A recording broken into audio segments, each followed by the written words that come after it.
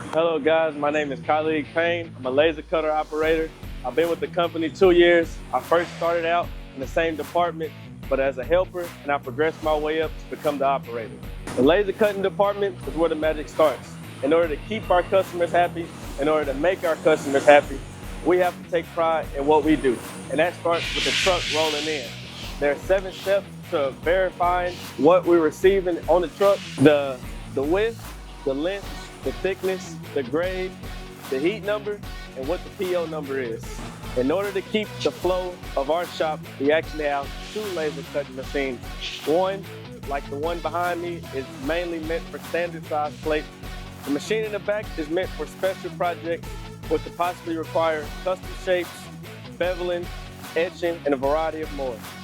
The day starts with us looking over the cutting plan. After we thoroughly review over the cutting plan, then we proceed to load the material onto the bed.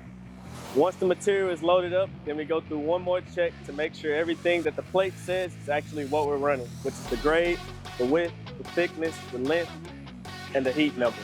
After checking everything, then we go in and manually input all the numbers into the computer and let the machine do the work. What's unique about this machine is that it's actually double bedded, which means one plate could be cutted while the other one is either clamped down or actually complete. Which goes into our next step of unloading our material, cutting our strips out of a plate, recycling our scrap metal because nothing here goes to waste. The last step to ensure that the next station gets the right job is to do a last dimensional check. Every cut is precision, every cut is pride. We hold ourselves to a high standard, stainless structural standard.